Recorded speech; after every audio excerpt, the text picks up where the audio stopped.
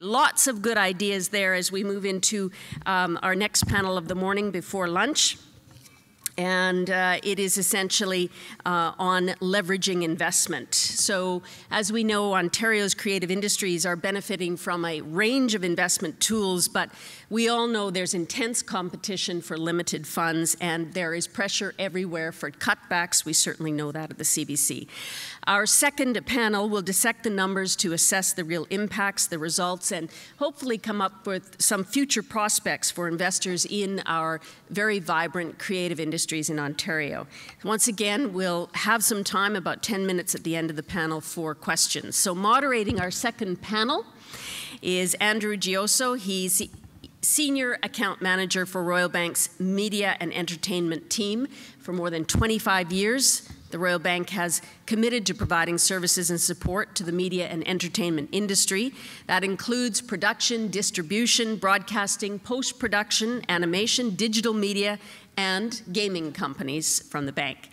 Andrew has been actively involved within the bank, developing a digital media and gaming strategy and identifying areas for growth. And as a former bank teller, Andrew, at the Royal Bank, one of my first jobs out of university, I welcome you. Kicking things off, though, with that case study idea, a 2-minute presentation, is Michael Schmaltz. Michael Schmaltz is the president of Digital Extremes. It's based in London, Ontario, founded in 1993, way back. It's one of the world's top development studios in the interactive entertainment industry, employing over 200 of the industry's most talented artists, designers, and programmers. So, Michael, I'll leave it up to you.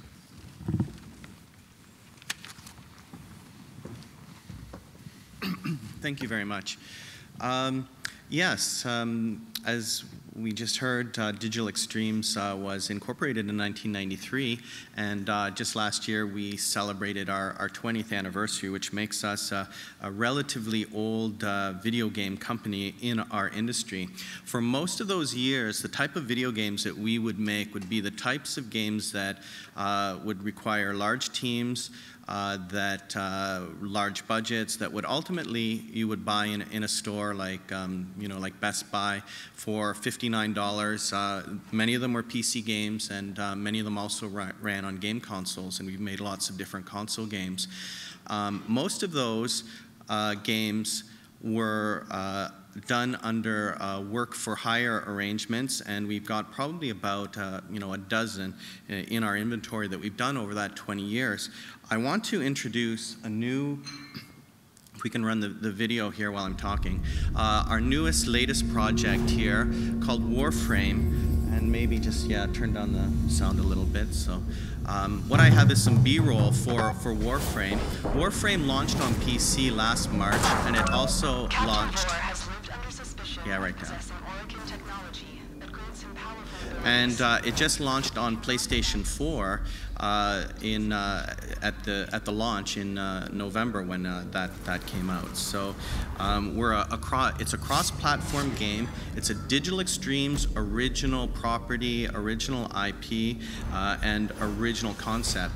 Now, the idea for this video game went back almost a decade at Digital Extremes when we were looking at making a video game that was ultimately going to be kind of a space ninja sort of video game.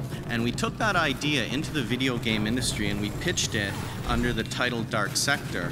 And that was around 2004, 2005. And we're just, sci-fi just wasn't very big at that time. We couldn't get a publisher.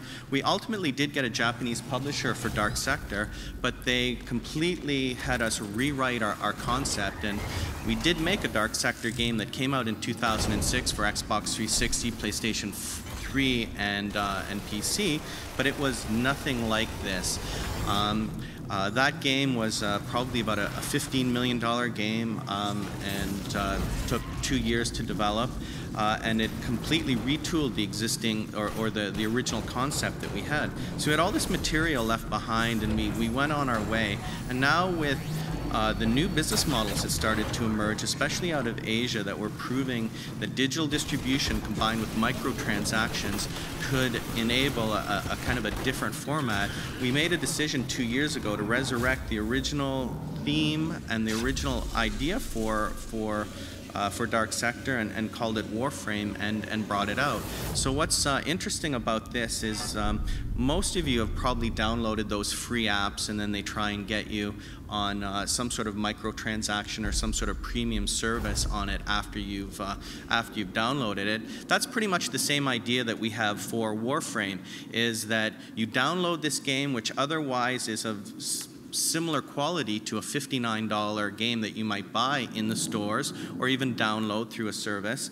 But in our case, you download it for free, and then we hope that you will want to take an opportunity to go into the store and buy some of the various enhancements and upgrades or other options in there, and that's how this game is monetized.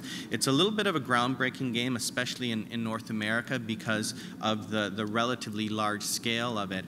But in terms of the way that we approached it, the incremental development costs were relatively small. We were able to get this game up and going into our first launch for PC way back last March.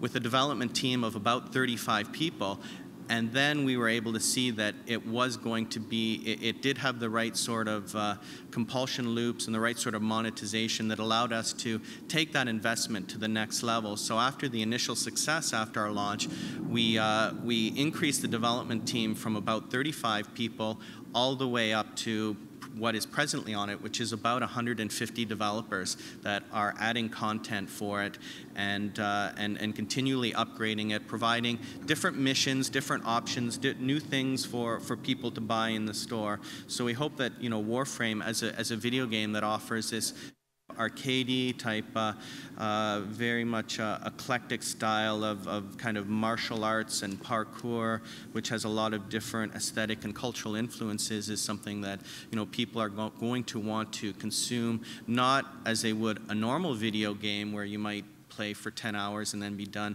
but more or less as a service over longer periods of time, buying in small pieces, which is a lot more manageable.